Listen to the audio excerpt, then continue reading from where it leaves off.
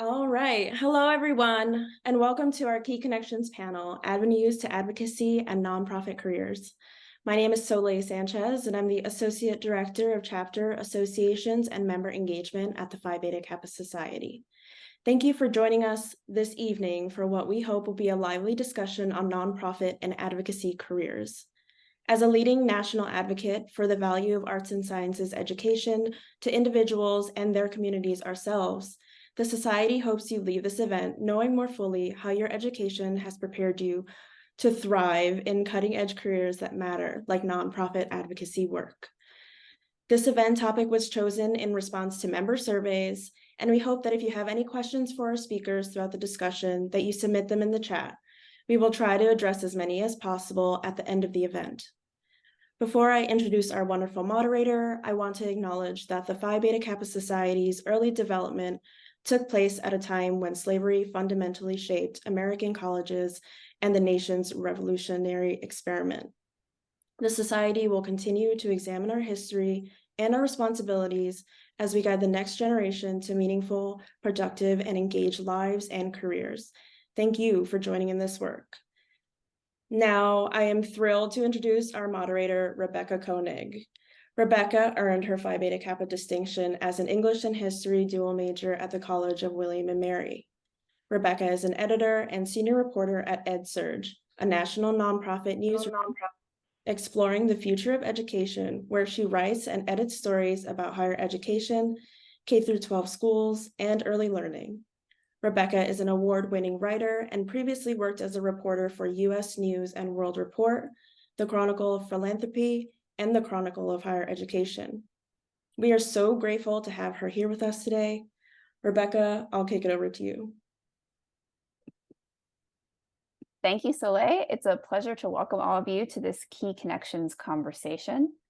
And I am going to introduce our panelists and share questions with them, get their responses. And like Soleil mentioned, there'll be time for audience questions at the end. Throughout my own career, I have happened to report on issues related to career navigation, higher education, workforce training, and nonprofits. So this really is sort of a perfect mix of topics that interest me personally, and I'm really excited to help these great folks bring their experiences to you. I am going to introduce our panelists, who I know can provide advice and showcase the unique pathways they took to nonprofits and advocacy careers. And our first panelist, who is joining us by phone, is John Goldstein, a Phi Beta Kappa graduate from Trinity College. John is currently the Senior Director of Regulatory Affairs at the Environmental Defense Fund, where he leads efforts to improve regulation of the oil and gas industry and protect air and water resources at the state and federal level. He previously worked at the New Mexico Energy, Minerals, and Natural Resources Department and the state's Environmental Department. He received a master's degree in public policy from Princeton University. Our next panelist is Aimee Olivo, who graduated Phi Beta Kappa from Trinity Washington University and later earned a master's in business administration from Marymount. Today, she is the executive director at Artworks Now, a Maryland-based nonprofit that works to build and nurture community through inclusive visual arts and social justice experiences. She previously served as the chief of staff for a Prince George's County council member and spent nearly 2 decades working as a professional fundraiser. Shayna Strom is the president and CEO at the Washington Center for Equitable Growth, a nonprofit organization dedicated to advancing policies that address inequality issues and promote economic growth. She previously served in leadership roles at the National Office of the ACLU, the White House Office of Management and Budget under President Obama, and has worked in the U.S. Senate. She graduated Phi Beta Kappa from Yale University and earned her Master of Science in Politics from Oxford University, where she was a Rhodes Scholar. She then returned to Yale for her law degree. And as you can hear from these accomplished bios, we have a tremendous amount of knowledge and experience represented here tonight. And now we'd like to start off with a question that is open to any of you panelists. And please do feel free to jump in, and if not, I'll call on you. If you were talking to a new graduate about advocacy work in a nonprofit setting, how would you describe it? And maybe I'll throw that to John first. Thanks, Rebecca, and hopefully you all can hear me okay. I'm sorry that I'm just able to join via phone. Yes, we can hear you. Great. Okay, great. Thank you. There are two words that come to mind for me in answering this question. And the first is rewarding. And, so my work is I lead environmental defense funds efforts in the U.S. to try and get rules in place to limit methane emissions from oil and gas development. And that's rewarding for me because it really aligns well with my personal goals and values of trying to create a safer world, trying to limit community exposure to pollution, trying to make sure that the climate that I grew up in is one that, my son can also grow up in and his children hopefully someday. And so that to me is what's rewarding about working in the nonprofit sector, that alignment. The second word that came to mind for me is demanding. It'll surprise probably no one that, and I'm sure my fellow panelists will agree with me, that work in the nonprofit sector tends to put a lot of demands upon you, and that's great because, again, it's rewarding work. We are working towards things that we care about and feel deeply need to happen. But it can, be incredibly fast-paced. And because of that alignment, because it aligns so well with our values, it can be hard sometimes to step away from it. But you really have to. You really have to create that work-life balance. And that's something that I strive to do and strive to help the folks that work for me do as well as a manager. So those are the two words that popped into my head. Thank you. How about for you, Aimee? How would you describe to a new graduate advocacy work in a nonprofit setting? And I think you are muted. Yep, sorry about that. No I think John really hit the nail on the head there with rewarding and demanding. I think that the only other thing I'd add, especially for recent graduates, is if you do get into this work, that you need to make sure that it's an issue or a cause that you really feel passionate about, because as John so clearly outlined, the rewards will be exponential if it's something that's really personally important to you, and the demands will feel a little less if it's something that you care a lot about. So I would add that it's something that you should really feel like you're passionate about. Got it. Thank you. And Shayna, how about for you?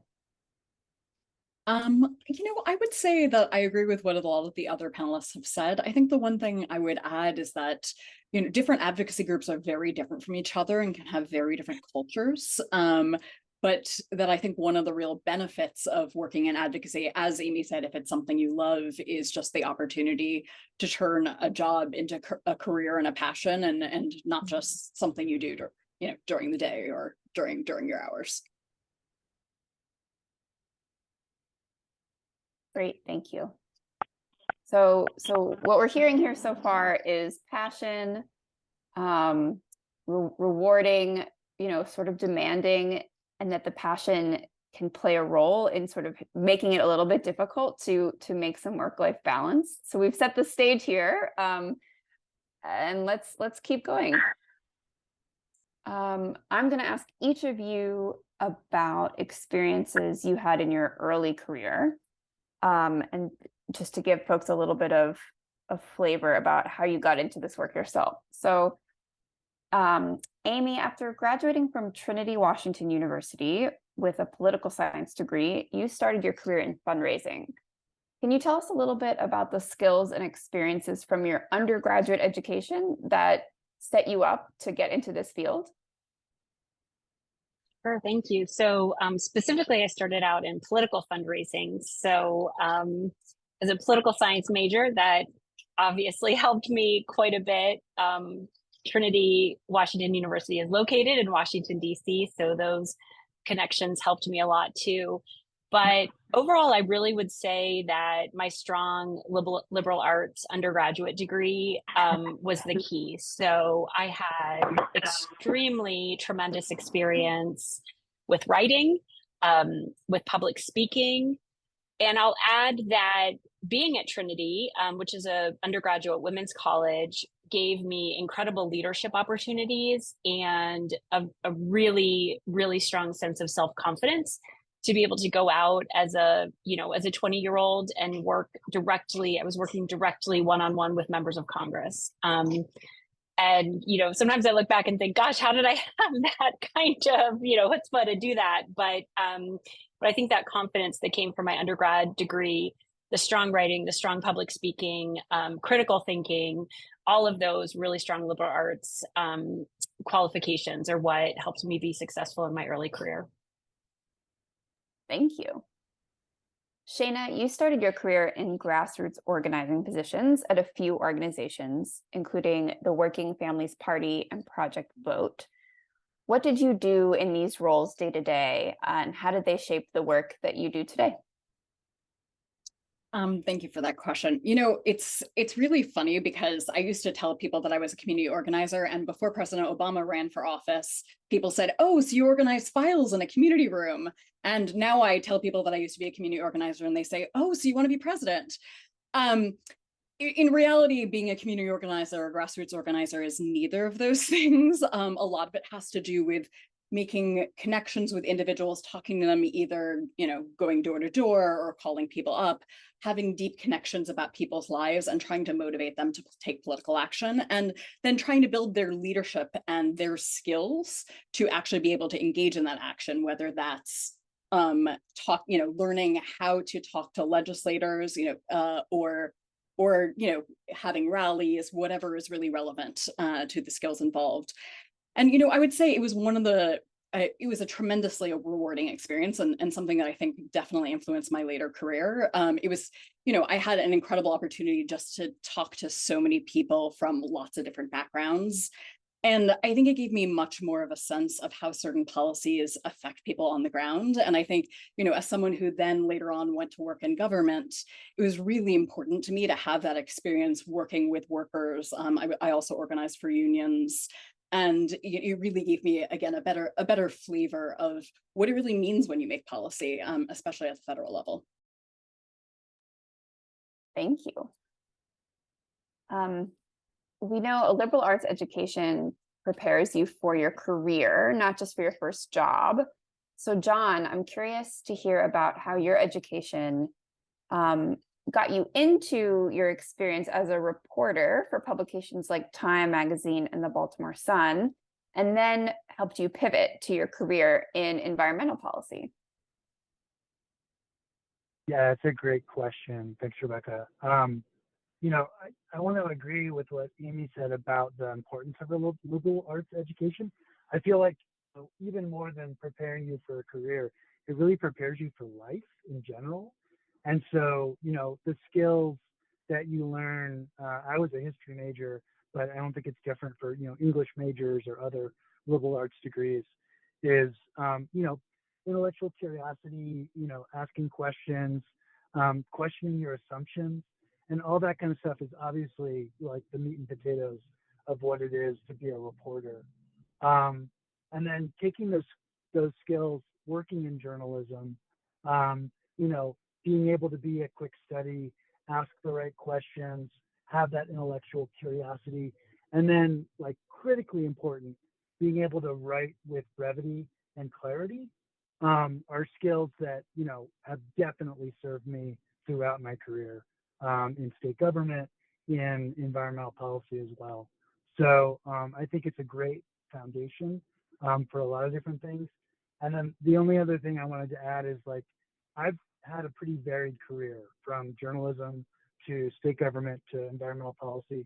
And I don't want folks that are on the call today to feel like they have to figure it out right now.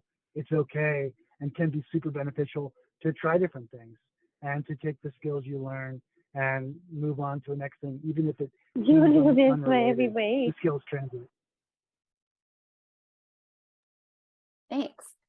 So we've started to hear about some skills that you all put to use, like interpersonal communication, writing, holding yourself with confidence.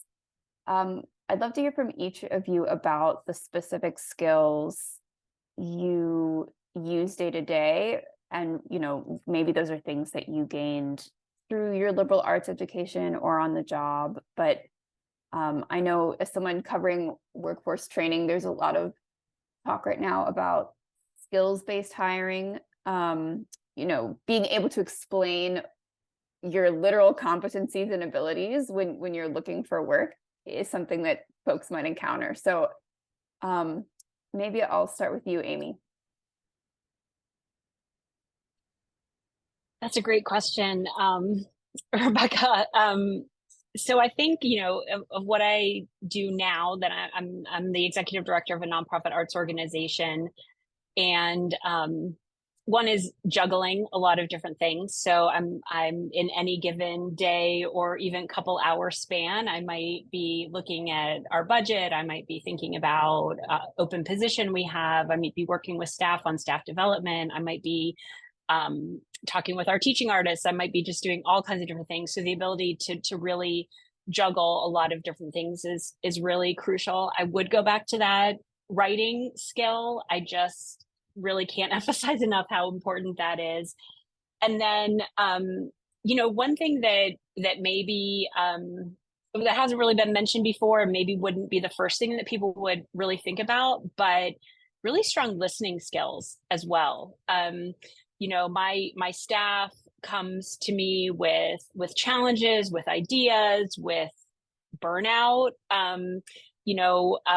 We have hundreds of people who come through our building to take our classes every day, who have ideas to share or complaints about something. We have donors that I'm talking to, that I'm hearing from, and just really being able to listen and give everyone kind of that the focus and attention that they deserve, and then really kind of using my critical thinking skills and my juggling skills to figure out, of these hundreds of comments that I might receive, what are the ones that I really have to respond to? What are the ones that I can delegate? What are some larger issues or problems or good things that I'm hearing that are coming out of these that I need to think about for the future and for our future forecasting? So I think really strong listening skills are something as well that I would add. How about for you, Shayna? So like Aimee, I am a nonprofit executive director. I run a Washington, D.C. think tank and grant making organization. And I would say I definitely agree with Aimee on the need for strong listening skills. And I would say in general, any kind of management job you do, I would say more broadly than the nonprofit sector, but especially in the nonprofit sector, involves a lot of listening and a lot of problem solving. I also do a lot of strategy work, thinking about how something might be achieved in government and what we need to do on the outside to help make that more likely. And certainly use skills that I gained both as an undergraduate and from working in government and getting a better sense of how people in government think about things. I use writing skills. There's definitely a lot of I'm trying to think of what else. I mean, the thing about these kinds of jobs is they are pretty diverse day to day, and there's a lot of sort of juggling of tasks and people. So I guess I would say the other thing is just learning how to multitask and learning how to work at a fast pace, which always comes into play. How about for you, John? On a day to day, what skills do you lean on that might inform what these folks think about? I'm going to sound like a broken record, but I can't agree more about the importance of communication. And I think the aspect of it that often comes forward for me is the importance of communicating and listening with humility, and understanding that, like, I may have certain policy and technical knowledge, but the community groups I'm working with that are living on the front lines of pollution problems often, you know, their lived experience is incredibly important. And so rather than like, you know, parachuting in and saying, I've got the answers, like you know, we're going to fix this, really starting with listening and hearing, you know, what's bubbling up on the ground and what's present for folks that are living this is incredibly important. Great. I'm riffing off of this a little bit. I'm curious to hear a bit more of your thoughts on advocacy and communication in this era of technology and social media, when sometimes it feels like everyone's advocating all the time, every time they open their phone at all hours. And I'm just interested to know a bit about how the landscape has changed over the course of your career, especially when it comes to technology and the workplace. And then just what is it like right now to work in advocacy when everyone's kind of a citizen advocate, if you will? And I'll start back with you, John. You know, it brings to mind a funny story for me. My very first job out of college was working for PECO, which is the Philadelphia Electric Company. And this would have been in the late 90s.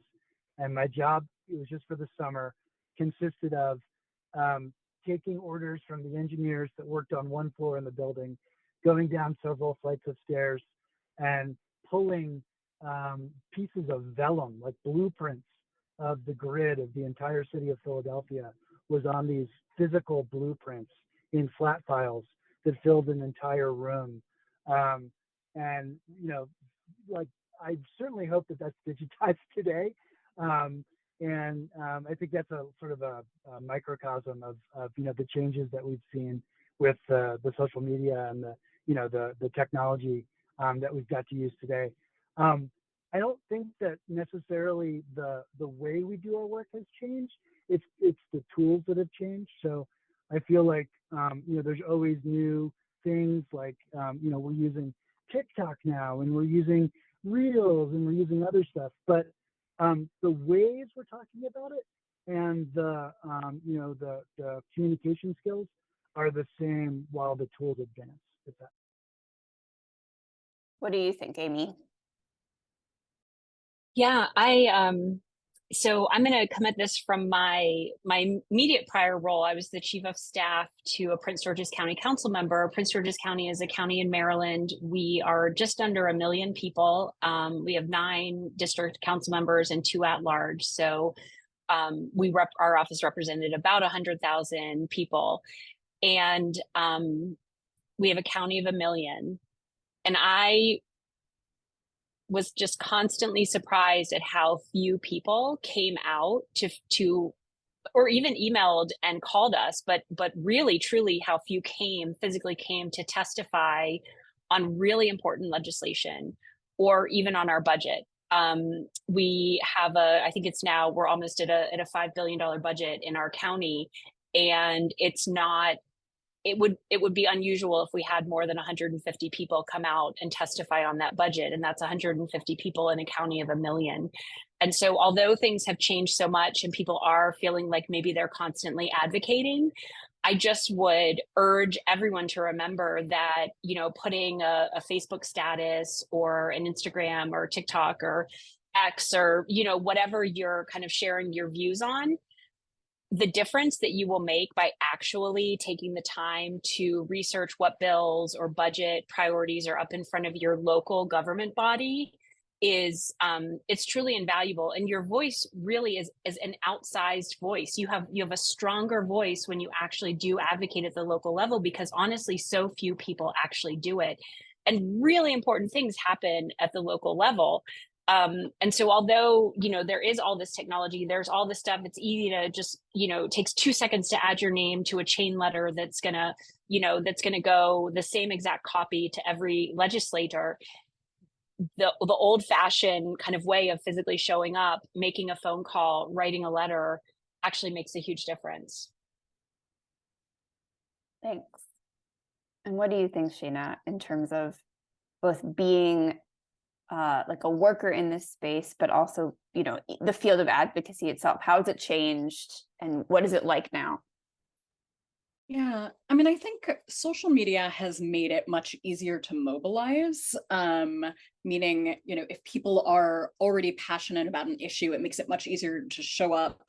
And that's, you know, it's part of how we saw, you know, especially during the Trump administration, large rallies being organized very, very quickly. What I would say is, it doesn't change the work that is required to actually organize, which meaning to build power. And I think you heard Aimee alluding to some parts of that. I would also say it does make people a little bit more nervous about what they say in various different settings. And so I think it makes people more self-conscious of their image, and it means that little mistakes can come back to haunt people in a different kind of way. And so I think, unfortunately, that is always something in this new era that people are conscious of, and has really changed what it means to do advocacy work. Thank you. Given that, as was mentioned right at the start, mission-focused work often includes a personal commitment to the cause, it sounds like there can sometimes be an extra danger of emotional and professional burnout. I'm curious to hear from you three about that. And another context that I think we're living through when you're doing advocacy work is that things are very, very polarized right now. So it sounds like it's not just the number of hours required to be put in, but perhaps you're encountering a lot of,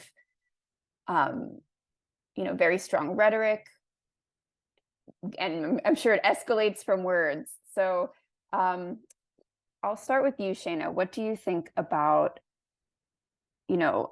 a job where it might play on your passion, how that affects you when it comes to burnout, especially these days? Absolutely. I mean, I would say that any job that you love with your heart and soul, or where you feel very passionately committed to the cause, it's going to be harder to set boundaries because you feel like the impact that you're going to make in the world, or that you want to make in the world, really matters. I think the only way to do it is just by, at some point, drawing some lines. And I know lots of people who do that in different ways. I know people who say after a certain hour, they, won't check their email, or, if they have children, that from the hours of 5 to 7, they are offline. And, the one thing I will say is, like, at the highest levels, even in the White House, presidents find ways to draw lines and draw boundaries. And so even though it feels hard to do sometimes when you're, in mission-driven work, it's crucial to do. It's crucial to your well-being, and, everyone needs to find their own ways to do it. What do you think, John? I totally agree with everything that was just said. It's obviously a huge and real threat. What I've tried to do with my team at EDF is we've had very conscious and mindful conversations around, like, what we want our team norms to be, as far as, like, after hours communications. I mean, one of the dangers with the technological tools that we've just been talking about is that, you've always got your phone right there and you can always be working. If we're not careful, as leaders of teams, like, we can inadvertently be sending off hours emails and having people feel like, oh, well, this is expected of me. Like, I need to, not have my family dinner and figure this out right now. And so by kind of trying to have that conversation openly with the team and set some boundaries, I think and hope that that's helping us try and avoid some of that burnout. And what do you think, Aimee? Yeah, I think all those points are really important. I also really try very, very hard to model that, to model the self-care for my team. So, I take my vacation days. For example, this summer, I got back from a trip from Maine, and I asked every single one of my staff people, if they hadn't already taken a vacation, when is your vacation? When are you taking your time off? To make it clear that I knew that they had to do that. We also, as an arts organization, when I started in my role, I kind of looked around. I was like, when does our staff nurture our artistic selves? And so I started kind of an open studio time where we all don't talk about work. We have access to all of our art materials, and we create and share. We take museum field trips to kind of nourish ourselves and our creativity, and kind of stay up to date with what's happening in the art world. But I think also what's really important is to trust your colleagues. You know, we all perhaps like to think that we're the indispensable or the only one that can do aspects of our job. But as a supervisor, you need to trust those you manage. As you need to trust your supervisor, you need to trust your colleagues, that if you are out, if you're not able to get to the phone, if you're out for a week or not able to check your email for an evening, that they can handle it also. And I know, for example, my team was really proud of themselves. They tried not to reach me on vacation, and they were proud of themselves that they did it. They didn't have to reach me on vacation. And I do the same for them, that, we try to make sure that we're able to handle things to not interrupt those vacations, because they are so important. Thank you. Shayna, what do you wish more recent grads knew about your field before getting into it, or before, getting into advocacy or nonprofit work in general? I guess I would say two things. One is that if you're somebody who wants to work in advocacy, actually having a diverse set of positions is a really useful thing. That both means working for a diverse set of nonprofits, but also working outside of the nonprofit sector. I think sometimes in the nonprofit sector, there can be a culture of, if you're really committed to the cause, you'll only work for a nonprofit. But I actually think that does a real disservice to nonprofits, and that people gaining experience from a wide variety of fields, whether that's journalism or government, all those kinds of things, help you have a better private sector, help you have a better sense of the way the world works and the way that advocacy can work.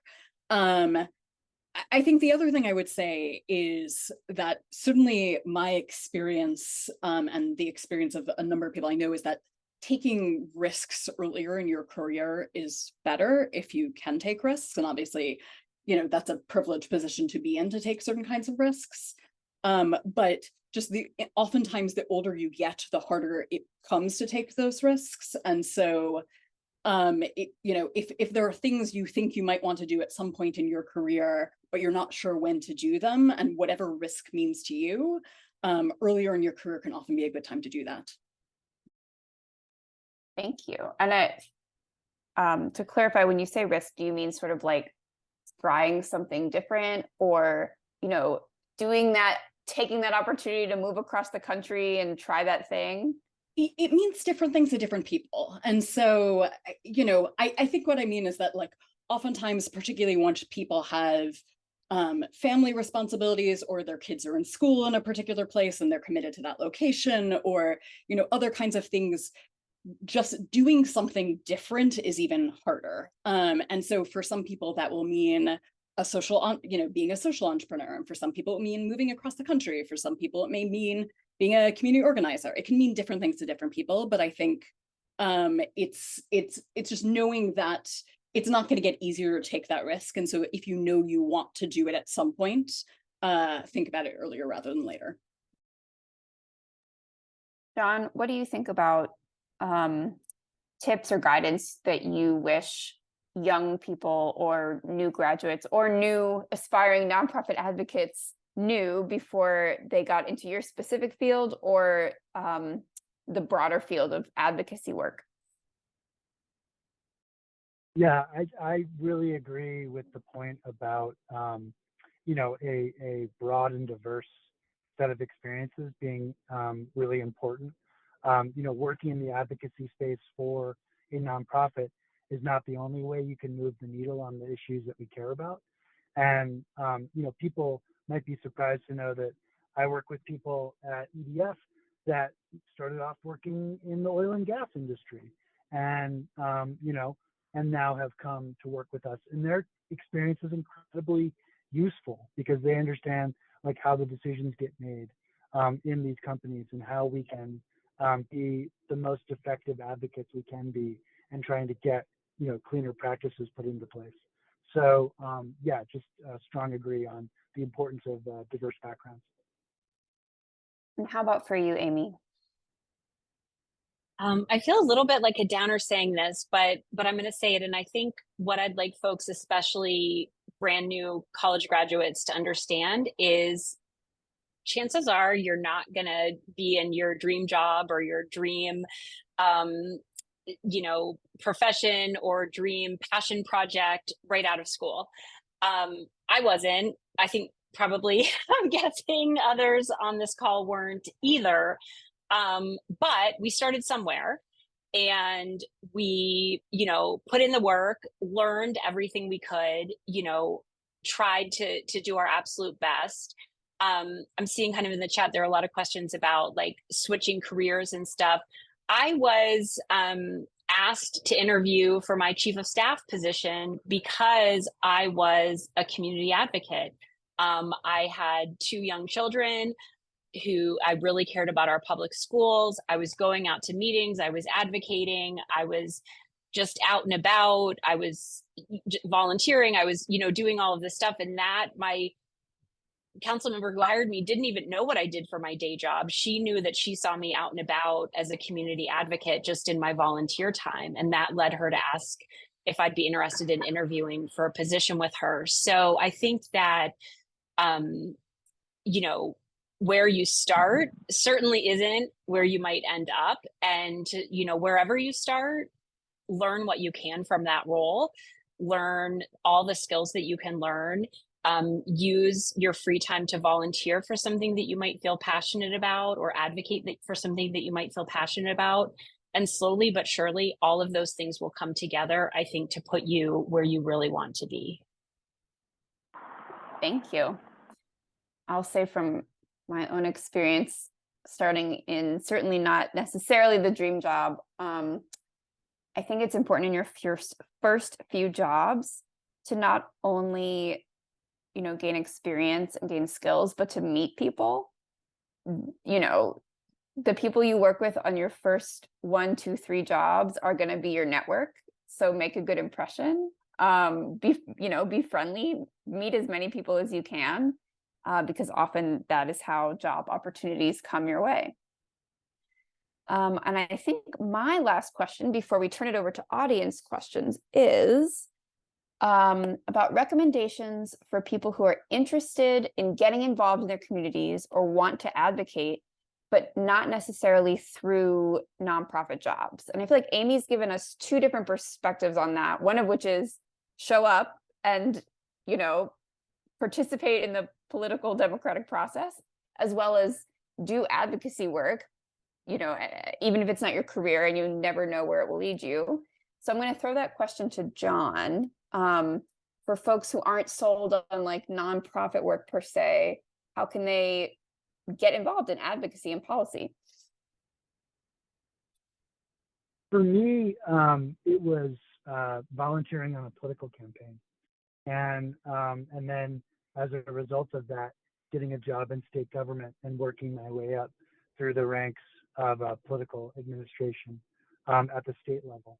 And, I whenever I'm talking to recent college graduates, I always emphasize that opportunity because, campaigns are staffed and run by young recent college graduates. And it's a really great way to get your sort of feet wet and learn really quickly about how to move the needle on issues and then to be able to really make policy change happen in a small enough sandbox that you can get things done quickly.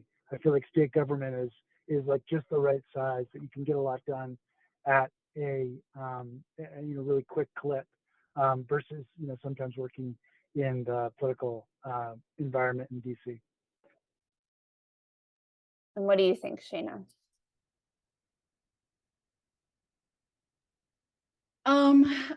I think it really depends on what people's interests are. I think there's so many different ways to get involved. And so I think you just, keep your eyes open and be open to any type of volunteering or getting involved that seems worthwhile, and be willing to try a couple things before you find the thing that works for you. I mean, certainly I volunteered lots of places before I found something that clicked and made me interested in a job in advocacy. And I would not have thought that this would be my career at all. And so, I think it's just worthwhile to follow your passions and follow who you think is doing impactful work, because that matters a lot too. Great. Thank you, three. I think I'm going to pass it back to Soleil now to do some audience questions. So folks, please put your questions in the chat.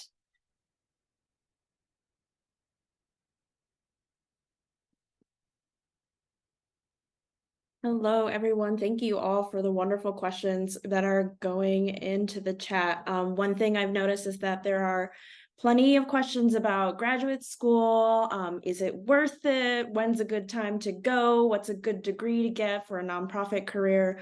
So I know all three of you have had some experience with graduate school, and I was wondering if you could talk a bit about what made you decide to go? How did you know you were ready? And then what were the benefits of pursuing your graduate degree? And we can go ahead and start with Shayna. Sure. Well, I didn't know that I was ready. I deferred law school twice and then eventually went only because, I thought that I was going to have to reapply and they were going to rescind my acceptance. I think for me, so I worked for a couple of years before grad school, and I would certainly recommend that, at least for a lot of people, you consider doing so, because I think it gives you a much better sense of what you want out of grad school.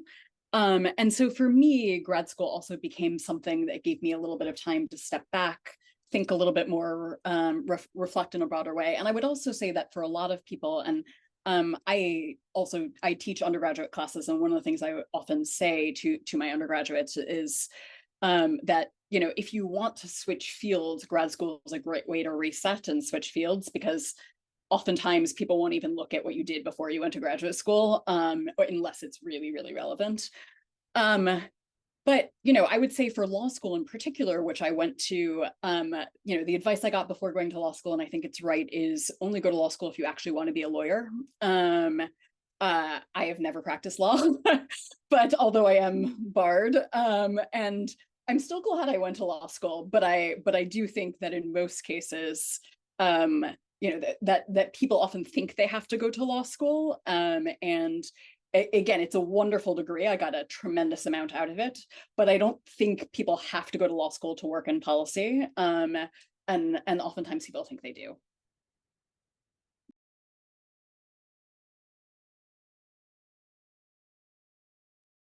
Okay, John, would you like to talk a bit about your graduate school experience?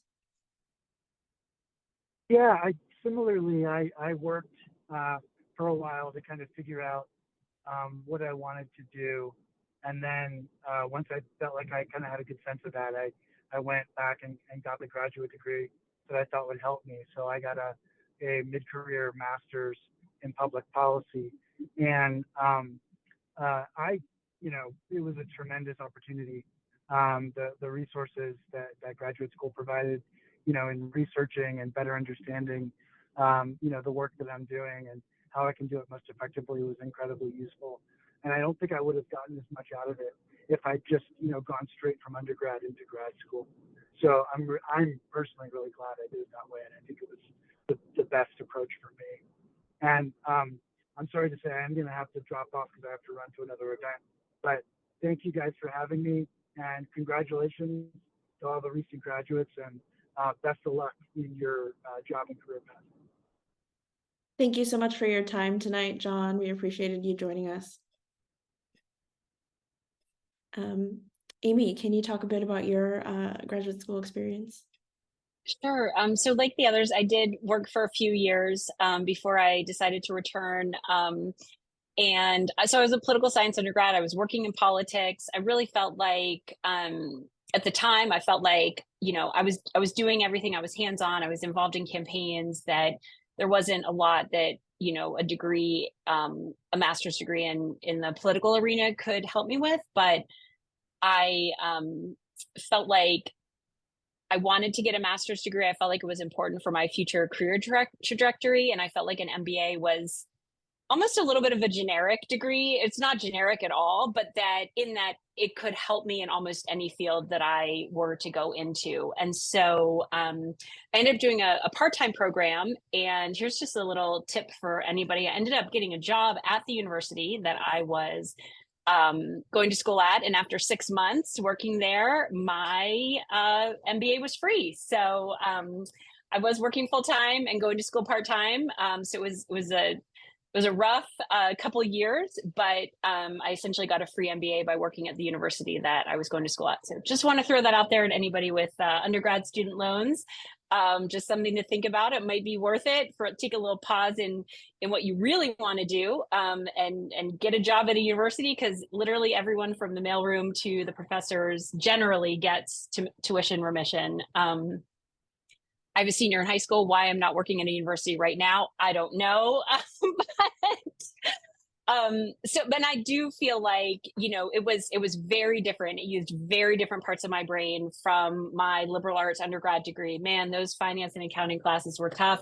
I aced that marketing class because it was all about writing. But now that I'm the executive director of an organization and I'm looking at cash flow and balance sheets and budgets versus actuals and creating budgets and figuring out salaries and all of that, I'm thrilled that I have my MBA. But I'd say it's probably the first time I've truly put it to use.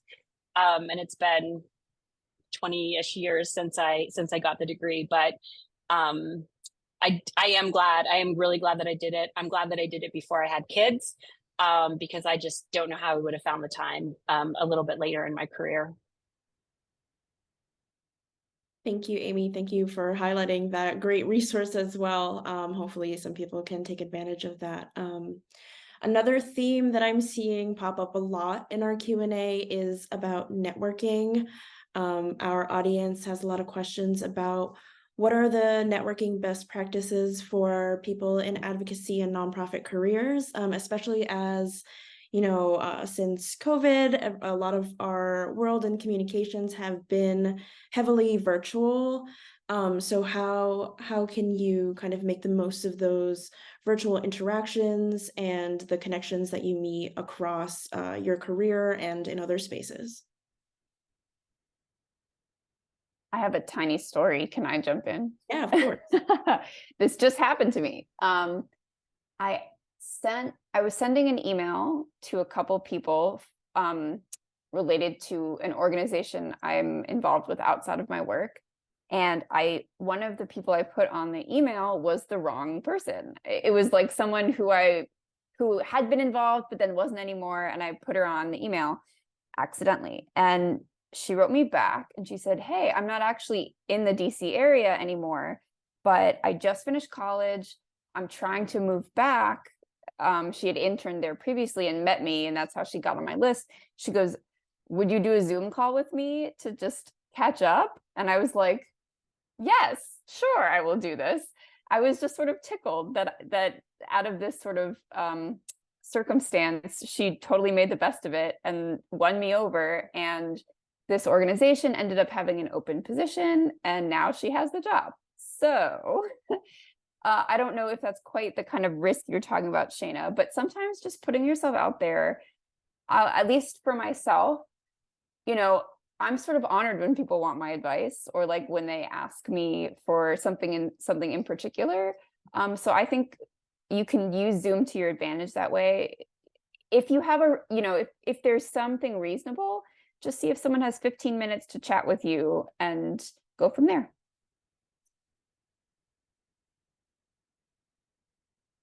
Sorry, I stepped in. Shayna, Yeah, or Aimee? no, I was just gonna jump in and say, Rebecca, I love that. And I've definitely done some of those, especially, since and during COVID, some of those quick, Zoom calls to meet folks. A lot of times it's a contact of a contact who's recommended me. I'm always happy to, to respond to emails and do that sort of thing. I'm not sure that I've had to do a lot of networking over Zoom because I'm not so early in my career right now. But one thing that I would say I do think is really important is to, keep touching base with folks. I kept, all the business, I feel like this dates me a little bit too, but I kept all the business cards from my prior role and that I had collected over, those many years. And when I started this new role, I went through them all and I reached out to certain people to say, hey, just want to let you know I've moved over here. Let me know if we can ever partner on anything, all of that kind of stuff. And I've really just kept in touch with folks. And in fact, immediately prior to this, I was at a political reception for my local state senator and saw all kinds of people from my prior career or my prior volunteer work, and was able to reconnect with them. Hey, what are you doing? What are you doing? So just really keep in touch with people in general. I know in DC, this is the case. It's a really small world. I think it's probably the case in various other industries and various other regions. And so don't burn those bridges, keep doors open, and, touch base with folks every now and then. I would also just add, build genuine relationships. People often think about networking as, something you do separate from the way you make friends. And I really think that's the wrong way to go about it. People like to make connections that are real. They, if you get along with someone, you connect with them, whether they're your age, whether they're a mentor, any of those people can be useful in your networks later. And so just staying in touch with a lot of people, having real relationships, makes a big difference, because people will go a long way for someone who they believe is a genuine connection in a way that they're just much less likely to for someone who they believe is using them to try to advance their career. And so just being genuine is always the best way to go. Thank you all. We have an interesting question in the chat from Andrea about, we're kind of all very mission driven in nonprofit work. And she asked if you could give some advice about standing up or having the courage to point out an unethical or questionable practice within a nonprofit organization as an entry-level employee or someone kind of in the lower ranks. What's the kind of respectable way to go about that? Aimee, do you have anything to add? I see you're nodding your head vigorously. Yeah, I mean, what a tough question. I think, it depends a whole lot on who is, is it an individual that's kind of performing an unethical action? Is it your immediate supervisor? Is it a colleague from another department? Human resources should be there for exactly these things. A challenge, certainly in smaller nonprofits, is that there often isn't, there's certainly not an HR office often. And sometimes there's a person who does HR and 10 other things. So it can be challenging. If it were my organization, I would hope that anyone, whether they directly report to me or not, would feel comfortable coming to me and sharing those concerns. Certainly, also, again, depending on who the person is, part of the board chair is the board. Every nonprofit has a board of directors, and they are responsible for the organization ultimately. And so, kind of the most extreme person to go to would be your board chair, but I think that's a really good question, and it's a very challenging position to be in, to see something like that. And I would say that you do have a responsibility to take action on it. I'd be curious what your response is. I'll be honest, I'm hesitant to weigh in without knowing more of the specifics of the situation, more than Aimee already has, which I think, she gave a very helpful response. It sounds like the stakes here are high, and a lot depends on the nuances of the situation. But I guess I will say personally that, if this is something you want to discuss and you wanted to reach out, I'd be happy to talk it through in the specifics. I think it probably doesn't make sense to talk through more in generalities. Thank you both. So I think we only have time for one more question, and I wanted to pull out a question from Peter Johnson, and he asked, can you give an example of a time you didn't succeed and what you learned from it? And since this is the last question, I also wanted to add a positive spin. Can you, on the other side, talk about one of your favorite successes that you've had as well? Shayna, would you like to start? Well, that's a tough one. Here's what I would say. I've definitely learned a tremendous amount from my failures. And oftentimes I feel like I learn more from my failures than I do from my successes. And, you know, there's so many of them that I don't have one to pick out right now, but, you know, I'm thinking of a time when I was working on a fast moving office environment, and we didn't have systems in place, and, you know, things got confused, like just people were moving too quickly. And, you know, I learned like just how important it is to put processes in place beforehand. But, you know, so there's all kinds of things like that I think become really ingrained in your memory, and you really get a very deep sense of them. And, you know, so anyway, there's so many failures to speak of there. You know, in terms of successes, you know, I think all I'd say is like,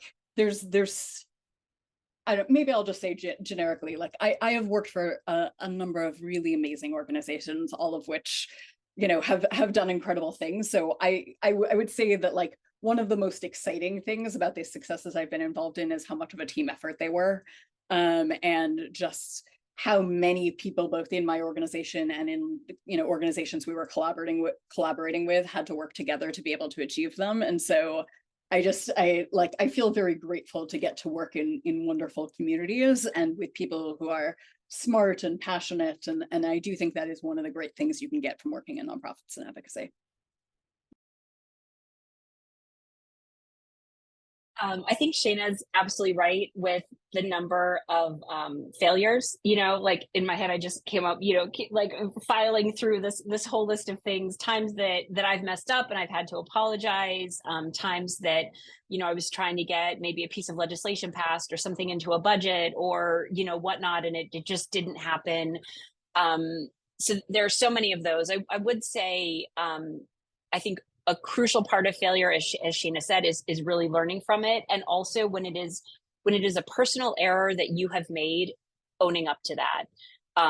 You know, apologizing for it, if it's to your boss, if it's to a client, if it's to a funder or a partner, you know, truly owning up to that, it makes a huge difference. As far as the successes, I would say one thing, I left my job in local government just about 15 months ago. And, you know, things move really, really slow sometimes. And one thing that's really exciting to me now is to see things physically happening and also happening legislatively that I was deeply involved in, and to see my local community improving because of work that I did. And some of that work was just toiling, you know, in the metaphorical field for years and years and years. And now it's starting to pay off. And that's just really, really gratifying. Great, thank you. Rebecca, do you have anything to add to that question? Whew. I think just make your mistakes early and definitely apologize for them. And I think humility goes a long way.